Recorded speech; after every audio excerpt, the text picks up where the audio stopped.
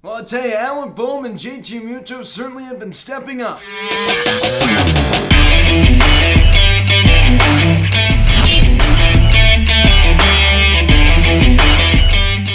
Yo, what is going on, everybody? Welcome to Phillies Hot Stove Media. Here capping this afternoon's game between the Phillies and the Atlanta Braves, as the Phillies defeat the Braves by a final score of 7-2, as we take 2 or 3 from the Braves and win the series. Now, I guess before I get into this video, please subscribe if you haven't yet. Please share, get your bell, please like this video, comment on this video, share this video, and let's get into this. So the Phillies are now tied for the 3rd wildcard spot in the National League. So we are tied with the St. Louis Cardinals, and the wonderful thing is we did win the season series over the St. Louis Cardinals, which would mean that we would take that 3rd wildcard spot, which would just be huge. We still got a long way to go in this season, but certainly I'm proud of this team, right? I mean, forget what they did in the Chicago Cubs series just for a second. I mean, just totally abysmal baseball, getting swept out by a team that came in 22 under. I'm still proud of this team for winning 2 or 3 against a team that, in my opinion, is the best team in the NL East. I mean, I think the Braves will win the NL East, against the New York Mets. If the Mets do hold on to win this division, the Braves are still going to be a very close second.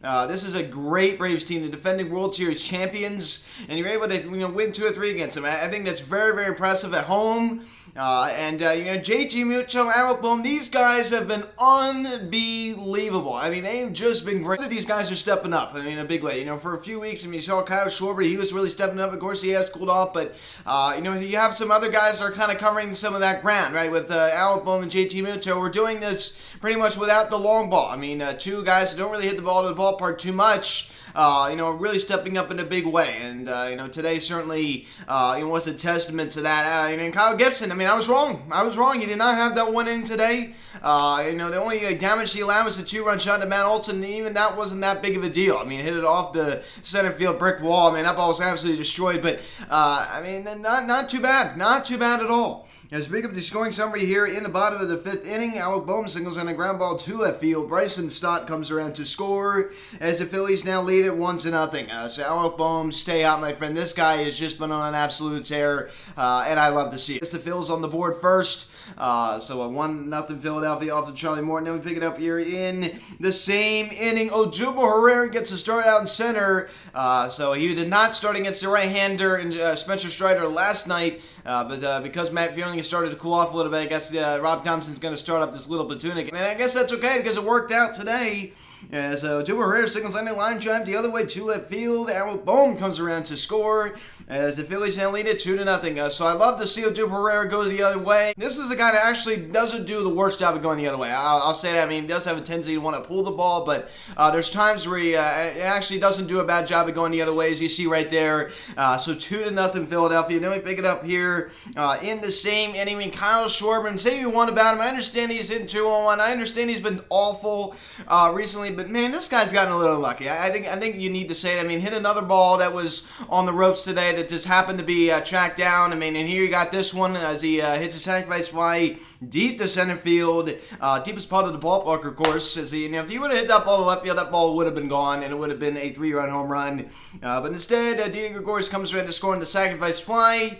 And it's now a 3-0 Phillies lead. So I'll take it. I mean, I will certainly take it. Some fundamental baseball from Kyle Schwarber. So it seems like it's pretty much been home run or bust for this guy. He's pretty much done nothing other than that. But we'll talk about that a little bit later. So I love to see fundamental baseball. You don't see it enough for this team. You don't see it enough around Major League Baseball. Then we pick it up here in the same inning. JT Realmuto singles on a line drive to center field. Odubel Herrera and Rhys Hoskins come around to score as the Phillies now lead it 5-0. So JT Realmuto, I mean, a guy that in his career has not had good numbers with runners in scoring position. This guy has not done a good job when there's been ducks on the pond. But, for whatever reason, seemingly this year, he has been so much better with runners in scoring position.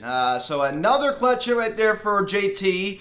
He continues to just be great. I mean, this guy's had a great month of July. So it's just been incredible. I just love to see it. I mean, has the BCIB finally returned? I think you need to start questioning that, right? I mean, the guy's starting to hit the ball to the ballpark more. He looks more comfortable behind the plate. He looks more comfortable at the plate.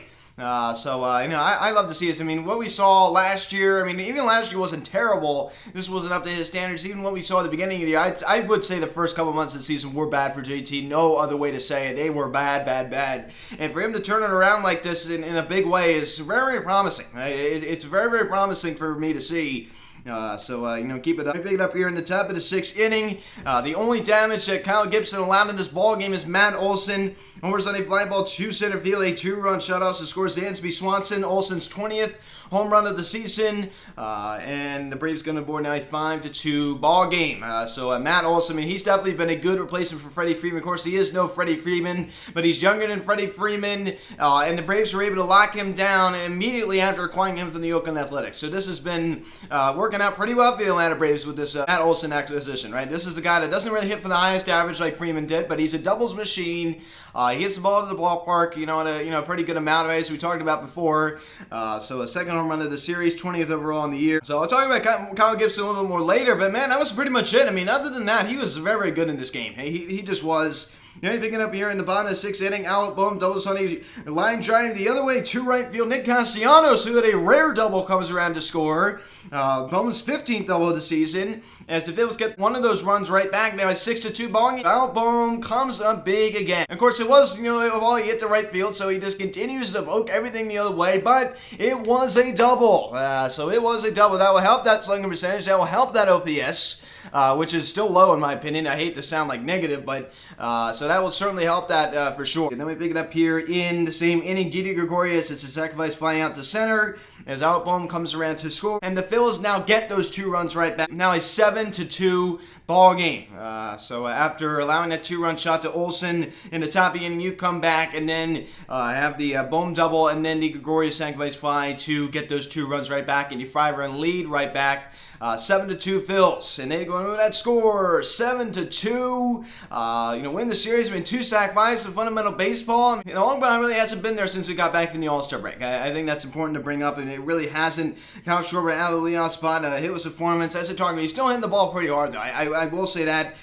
He did strike out his first at bat. A sacrifice fly at the center, a 201 average for Kyle Schwarber, 61 RBIs, and 800 OPS. It drops down to exactly 800 even. So that just goes to show you right there how bad he has been. You're going to take a look at what he's done over the last 7 games. A 0.77 average over his last 15, and a 0.85 average. And over his last 30, pretty much the last month, a 178 average, a 220 on base percentage, and a 517 slugging percentage. So when you think about it, it's still a 517 slugging percentage. I mean, that's no slouch. And even over the past month, the guy's hitting 180, and his OPS is still way above 700, which is just crazy, crazy, crazy, crazy, crazy. But I mean, still, he's really been lousy. The walks haven't been there. He's definitely in the midst of a dry spell for sure. He's still hitting the occasional home run at 31 now in the year, but still, he really needs to get it going again. And Rhys Hoskins, one knock this afternoon, also scoring one of the Phillies' 7 runs. So he also was able to draw a walk, a 242 average for Rhys. His OPS now drops below 800 and now sits at 798. So this is another guy. Another guy that's extremely, extremely hot and cold. Is so inconsistent. And JT Realmuto. I tell you, this guy deserves a round. Jacob Realmuto, 2 knocks this afternoon. That huge RBI single to score 2. This guy continues to be a clutch hitter. Feels weird. JT Realmuto, a clutch hitter? This is a guy that, he didn't know the first thing about clutch hitting. For a while this year, he has been just worlds better running scoring position. It's just weird. It's just weird how he's turned the corner. 257 average now. It seems like every single recap, it just keeps getting higher and higher and higher. The OPS continues to get higher. 736, 44 RBIs now in the year. So I love to see him. JT Realmuto, just keep this up. And Derek Hall, 2 knocks this afternoon. A 260 average for him.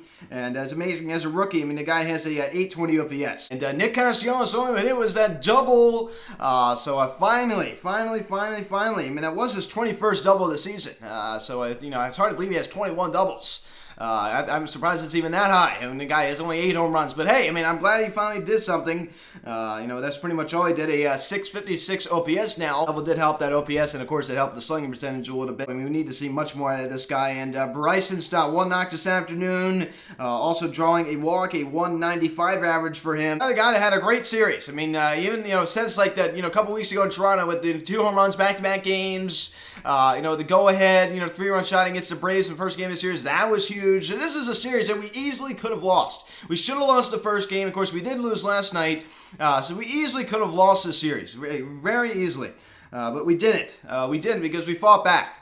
So that's what you have to do. That's what you have to do. Didi Gregorius, his performance this afternoon. Somebody brought this up, and it's a great point. Once Gene Segura comes back, Bryson Stott will move over the short, and Gene Segura, of course, will play second. And Didi Gregorius will just be benched for the remainder of the season because honestly, this guy, I mean, he'll start occasionally, but this guy is just a joke. He's just terrible. He's terrible. He's terrible. It's every ball on the ground.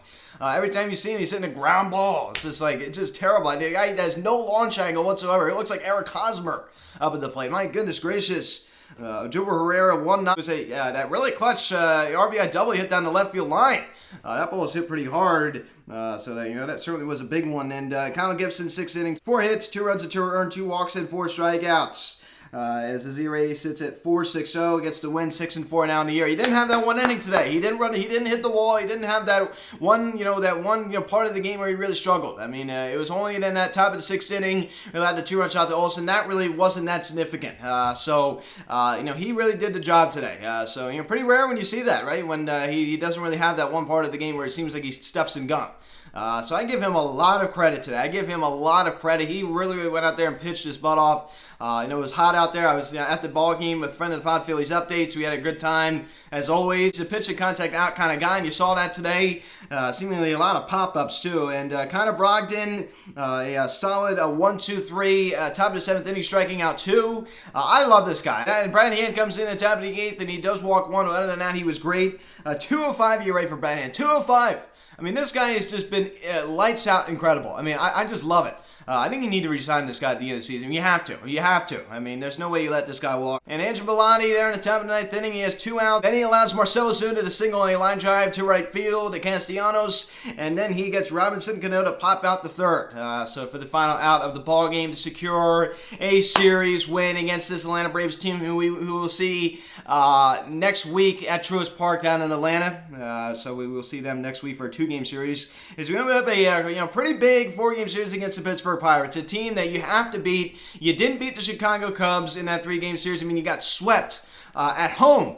So you have to take, in order to redeem yourself from that, you have to at least take 3 out of 4 right here. I mean, it's hard to sweep a 4-game series on the road, especially, but you have to at least take 3 out of 4. If you don't, I'm going to be extremely disappointed. Listen, we're trying to make the playoffs here. I mean, we are in the hunt of it. I mean, we really are. The Giants they've really just been a disaster. I mean, you're already starting to see they have already started to have some clubhouse issues with Carlos Rondon kicking a bat and hitting one of the, Giants players. And, I mean, there's already starting to be some problems there. Of course, he didn't mean to hit him, but, there's starting to be a level of frustration with that team. So I don't really think they're going to make. Of course, they could do it, but they just don't really seem to have that same magic they did last year. I think that was just kind of a fluke. I even said it when it was happening. I'm like, this is just a fluke. Look who's managing that team, and the lousy Gabe Kapler Cardinals. They just kind of remind me of the team from '06. And even if we manage to tie with them, well, guess what? We get it because as I talked about, there's no more game 163, which would mean that we would get the first dibs. We would make the playoffs. I think we have a really, really good chance of making it. Do I think we make it? I don't know. There's so much time. So many things can happen. The Cardinals can get. You saw what they did last year. Remember at the end of the season, they got so hot. They went on like that long stretch. They were just fantastic. They're playing great baseball. Remember that? So they could do that again. They could do something like that again. So you can't get too ahead of yourself, but I do like our chances in a lot of ways. I really, really do. So Zach Wheeler, 8-5 with a 2.78 ERA, going against Thompson for Pittsburgh, 3-7 with a 4.64 ERA. Pirates are 40-58. I mean, this is a bad team. I mean, they are bad. They are just a bad team. They've been bad since 2016. The last time they made the playoffs, of course, 2015 wildcard game against the Chicago Cubs. If we get anything less than that, I'm going to be extremely disappointed. So that's the only way you can redeem yourself from that horrible, horrible series against the Chicago Cubs last weekend. Guys, thanks so much for watching. Please subscribe if you haven't yet. Please don't engage your bell. Please like this video, comment on this video, share this video. Check out the social media. Link in the description section at Phillies Media, Instagram, follow me on Twitter at Beyond Media, card text 267-225-392, email me, philliesmedia@gmail.com. So guys, thanks so much for watching. I'm Luke, and I'll talk to you later. So video about Nick Castellanos, hopefully tomorrow. I'll see you guys.